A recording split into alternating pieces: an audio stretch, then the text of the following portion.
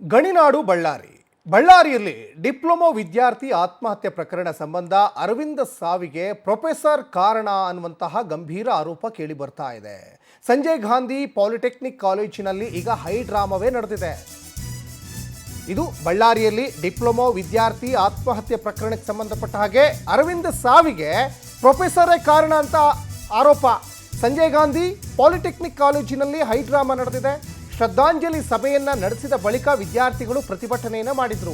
ಕುರ್ಚಿ ಟೇಬಲ್ ಅನ್ನು ಒಡೆದು ಪ್ರೊಫೆಸರ್ ವಿರುದ್ಧ ಆಕ್ರೋಶವನ್ನು ವ್ಯಕ್ತಪಡಿಸಿದ್ರು. ನಿನ್ನೆ ಕಾಲೇಜಲ್ಲಿ ವಿದ್ಯಾರ್ಥಿಗಳ ಮಧ್ಯೆ ಗಲಾಟೆ ಕೂಡ ನಡೆದಿತ್ತು. ಅರವಿಂದ್ ಪೋಷಕರನ್ನ ಕರೆದು ಪ್ರಿನ್ಸಿಪಾಲ್ ವಾರ್ನ್ ಕೂಡ ಮಾಡಿದ್ದಾರೆ. ಇಂಥವರಿಗೆ ಟಿ.ಸಿ ಕೊಡೋದಾಗಿ ಪ್ರಾಂಶುಪಾಲರು ಬೆದರಿಸಿದ್ದಾರೆ. ಇದರಿಂದ ಮನನೊಂದು ನಿನ್ನೆ ಅರವಿಂದ್ ನೇಣಿಗೆ ಶರಣಾಗಿದ್ದ. ಸ್ಥಳಕ್ಕೆ ಬಳ್ಳಾರಿ ಬ್ರೂಸ್ಪೇಟೆ ಪೊಲೀಸ್ನವರು ಭೇಟಿಯನ್ನು ಕೊಟ್ಟು ಪರಿಶೀಲನೆ ಕೂಡ ಮಾಡಿದ್ದಾರೆ.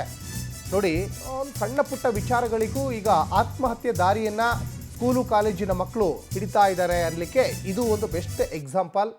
ಸಾಕಷ್ಟು ಮನೆಗೆ ಆಧಾರ ಸ್ತಂಭ, ಬದುಕಿ ಬಾಳಬೇಕಾದಂತಹ ಒಬ್ಬ ಯುವಕ ಈಗ ಆತ್ಮಹತ್ಯೆ ಮಾಡ್ಕೊಂಡಿದ್ದಾರೆ. ನೋಡಿ, ಒಂದು ಕಡೆ ನೋಡಿ, ಆ ಯುವಕನನ್ನು ಕಳ್ಕೊಂಡು ಕುಟುಂಬಸ್ಥರು ಒಂದು ಕಡೆ ಆ ಮಗನನ್ನು ಕಳ್ಕೊಂಡು ಪಡಿಸ್ತಾ ಇದ್ರೆ, ಮತ್ತೊಂದು ಕಡೆ ನೋಡಿ ಆತನ ಸಹಪಾಠಿಗಳು ನ್ಯಾಯಕ್ಕೋಸ್ಕರ ಹೋರಾಟ ಮಾಡ್ತಾ ಇದ್ದಾರೆ. ನೋಡಿ, ನ್ಯಾಯಕ್ಕೋಸ್ಕರ ಬೇಕೇ ಬೇಕು, ನ್ಯಾಯ ಬೇಕು ಅಂತ ಕಾಲೇಜ್ ಆವರಣದಲ್ಲೇ ಪ್ರತಿಭಟನೆ ಮಾಡ್ತಾ ಇರೋದನ್ನ ಗಮನಿಸ್ತಾ ಇದ್ದೀರಾ. ಆದರೆ ಈ ಸಾವಿಗೆ ಆ ಕಾಲೇಜಿನ ಅರವಿಂದ್ ಅಂತ ಏನಿದ್ದಾನಲ್ಲ ವಿದ್ಯಾರ್ಥಿ ಸಾವಿಗೆ ಆ ಕಾಲೇಜಿನ ಪ್ರೊಫೆಸರೇ ಕಾರಣ ಅಂತ ವಿದ್ಯಾರ್ಥಿಗಳು ಈಗ ಗಟ್ಟಿ ಧ್ವನಿಯಲ್ಲಿ ಪ್ರತಿಭಟನೆ ಮಾಡ್ತಾ ಇದ್ದಾರೆ. ಇದ್ರ ಬಗ್ಗೆ ಪ್ರಿನ್ಸಿಪಾಲ್ ಸ್ವಲ್ಪ ಯೋಚನೆ ಮಾಡಬೇಕಲ್ವಾ?